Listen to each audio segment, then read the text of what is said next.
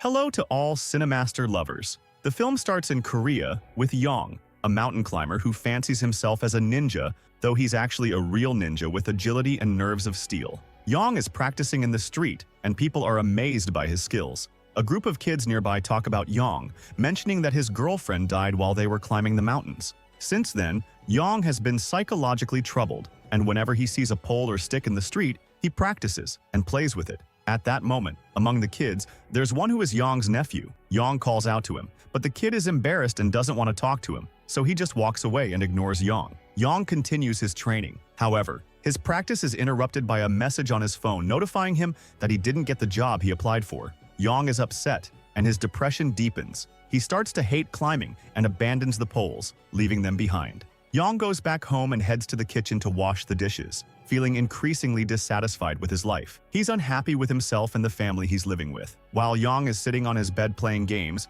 his sister comes in to tell him to get dressed properly because they are going to celebrate their mother's 70th birthday. Yong doesn't want to go, but his sister insists, saying he has to go for their mother's sake. His sister then notices that his room is filled with ropes, on the bed, the walls, and the wardrobe. She starts arguing with him, saying he's obsessed with ropes and climbing, and insists he should do something productive. Yong, irritated, tells her to leave and starts putting his ropes back in their place, just as they were. Then, a flashback to Yong training at a climbing academy, where he is competing against a beautiful girl who is climbing a wall. Yong tries hard to impress her and win, but he falls and slips from the rope while the girl makes it to the top and wins, delighted with her achievement. Returning to the present, Yong gets ready at home for his mother's birthday party. His mother notices his appearance and decides to give him a trendy hairstyle that he dislikes. She then takes photos of him and mentions that she will share them in the family group chat to help him impress his cousin's daughter. Everyone gets dressed and heads to the venue for the birthday party,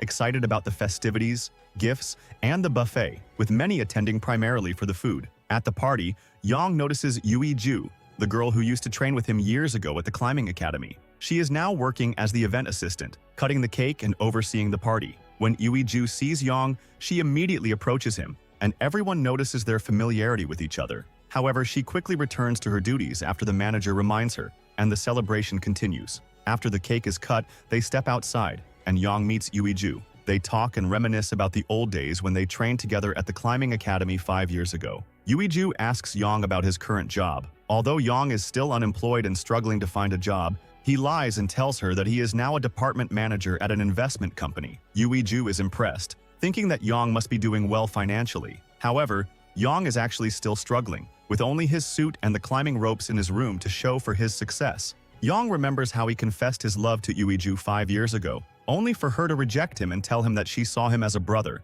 with no romantic feelings involved. Now, Yui Ju apologizes for her past rejection, but Yong reassures her that it was okay and that he wasn't too hurt, even though he had actually cried in the streets from the shock of being rejected. They then rejoin the party, where Yong's sister introduces Yui Ju to the rest of the family. The family, curious as always, asks Yong about his job and his marital status. Yong regrets having attended the party, feeling uncomfortable with their questions and his own lack of progress. Yong's sister drags him onto the stage to dance. He just claps and forces a fake smile while internally disliking himself. Meanwhile, the event staff approach Yui Ju, the assistant manager, and ask her when the party will end. They express their boredom and desire to leave, noting that the guests inside are too relaxed, enjoying the dancing and festivities. Here, Yui Ju responds to the staff's complaints, saying she doesn't know when the party will end and that she's also feeling exhausted. The manager then arrives and tells the staff they can leave, and he and Yui Ju will clean up and close the venue after the event. The staff are relieved and grateful for the generous manager,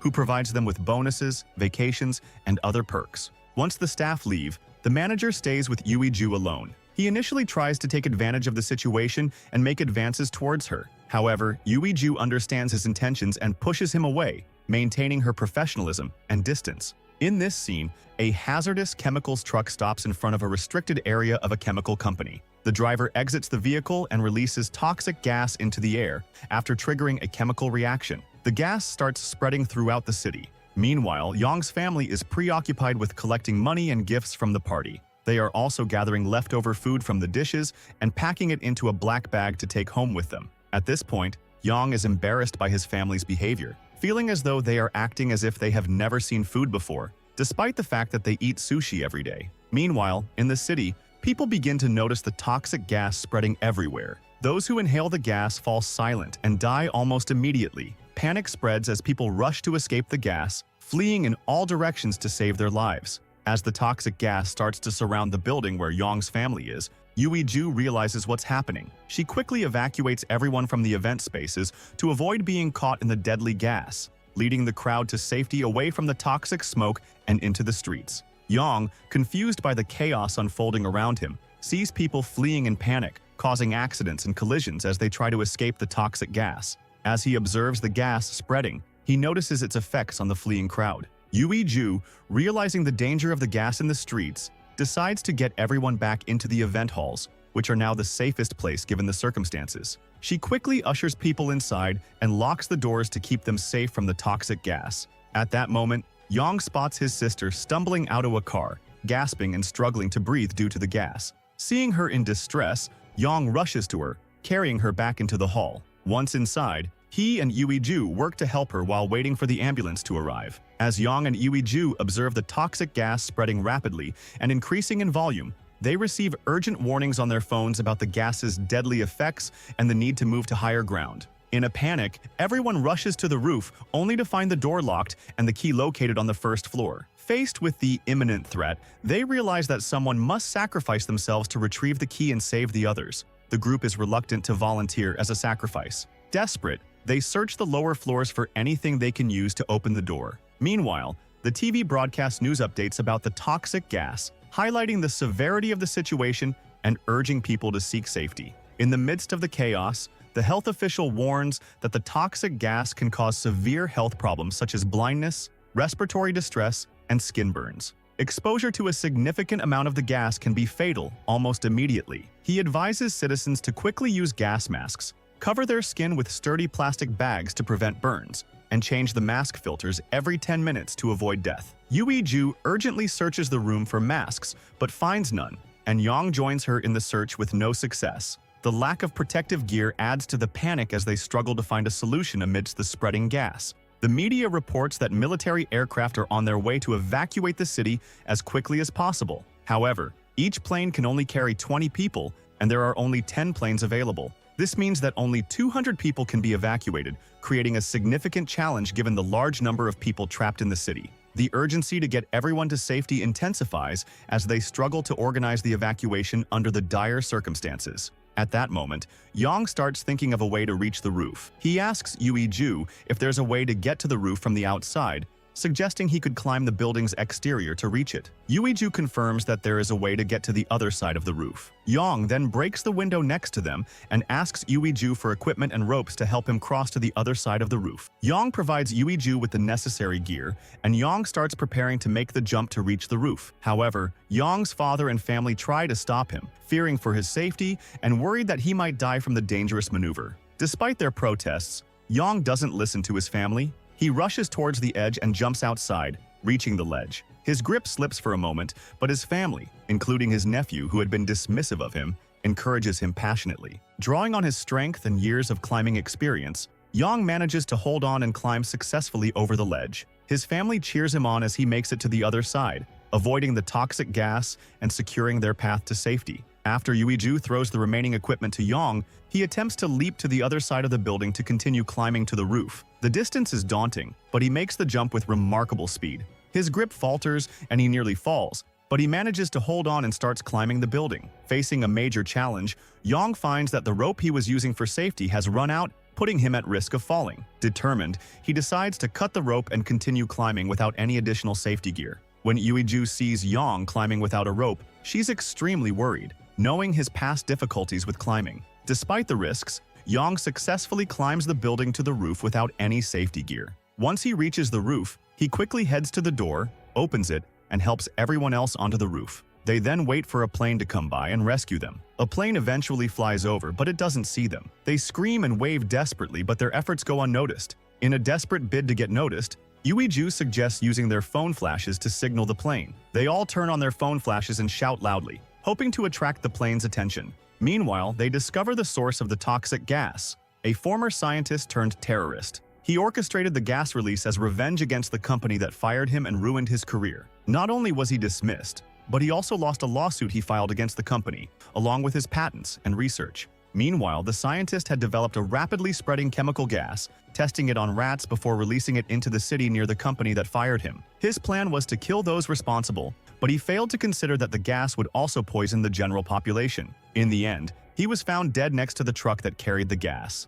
On the rooftop, Yong's family is desperate to attract the plane's attention. They resort to extreme measures, using their talents to sing and dance loudly in an effort to be seen or heard by the planes passing overhead. With the gas starting to reach the rooftop and threatening to kill everyone, Yui-ju comes up with a plan. She descends to the lower floors and starts turning the lights on and off to catch the attention of the rescue planes. The strategy works, and the rescue team spots them and begins descending to the rooftop. However, a major issue arises when it's discovered that the rescue rope can only accommodate one person at a time. This leaves Yong and Yui-ju in a difficult position where one must sacrifice themselves for the other to be saved. Due to their deep feelings for each other, Yong and Yui-ju both refuse to take the last spot on the rescue rope. Yong tells Yui-ju, "I'm unemployed and not working right now, but one day I'll work in that skyscraper over there. The higher we go, the more they notice us." While Yong and Yui-ju continue their difficult journey, they wear gas masks and protective gear to shield themselves from the harmful effects of the gas.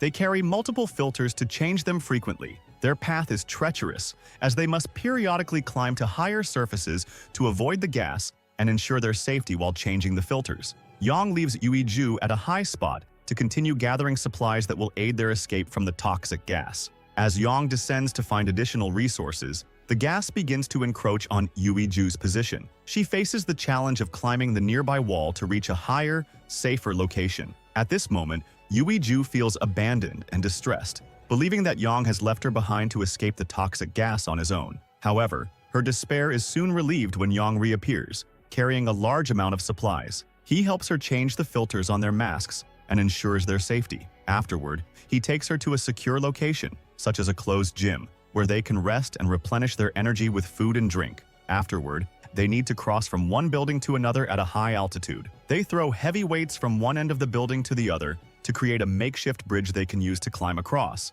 Once everything is set up, Yui-ju goes first, and Yong supports her by cheering and clapping to boost her confidence and remind her of the adventurous times they shared in the past. When Yui-ju reaches the other side safely, they are shocked to find that the gas has started leaking from a nearby restaurant's chimney. Yong returns to his building, and Yui-ju fears he might abandon her again. But he comes back with his mask and joins her at the building she's on. Meanwhile, authorities manage to find a way to stop the gas leak from the truck and also develop a method to neutralize the toxic gas in the air using water. The process of clearing the toxic gas will be time-consuming due to its widespread dispersal across a large area of the city. The challenge of quickly eliminating the gas is substantial. Meanwhile, a group of journalists deploys drones into the toxic gas to search for any survivors who might need assistance from rescue teams. Yong and Yugu, they safely cross to the other side and reach a high building's roof, away from the toxic gas. They notice a group of children trapped in a room in the adjacent building, and the children are pleading for help to get to the roof.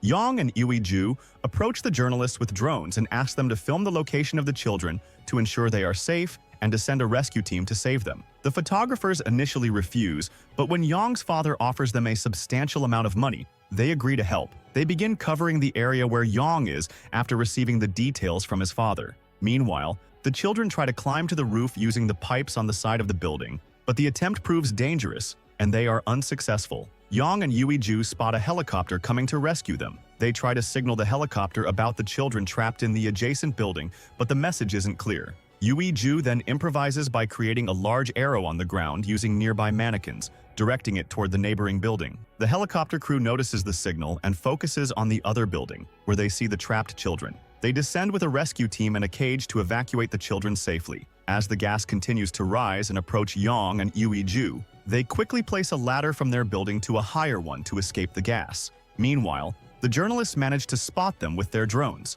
They broadcast the footage live to the radio office, and it gets aired on television, making everyone aware of the two people trapped in the toxic gas. When Yong's family sees him on TV from the hospital, they are relieved to know he and Yui-ju are still alive. The video quickly spreads across media channels and YouTube, with content creators documenting their every move. Public demand for the government to send a helicopter for their rescue intensifies. Meanwhile, Yong and Yui-ju continue to navigate through the city, running to escape the toxic gas. In their desperate situation, Yang and Yuiju climb to the highest point they can reach to escape the gas. Unfortunately, the drone's battery runs out, cutting off the live broadcast of their situation. At the top, without masks and with the gas closing in, they begin to feel hopeless and are about to die. Yang, overwhelmed by the gravity of their situation, confesses to Yuiju, "I'm responsible for all of this. I chose a venue far from our home for the party because I knew you were working here. I wanted to see you because I love you." When Yuiju sees a large number of drones coming to capture their situation and assist them, she realizes that these drones belong to citizens who have learned about their story. Yang asks for a rope to secure themselves, and, with the help of the drones, they manage to attach the rope to a higher location. At this critical moment, the rope they're using starts to hang, and the gas is just moments away from reaching them. They attempt to cut the rope to reach a nearby crane. The rope snaps and they fall into the gas, causing widespread concern for their safety. However, it's revealed that they managed to grab onto the crane at the last second. They climb to the top of the crane, which is now their highest point of safety. A helicopter soon arrives to rescue them, lifting them away from the danger. At the end, Yang and Yuiju reunite with their families and embrace each other. Then, Yuiju hits her manager for abandoning her and taking the helicopter while leaving her behind. Finally, Yang approaches Yuiju, and she confesses her love to him, saying that he will always be his partner.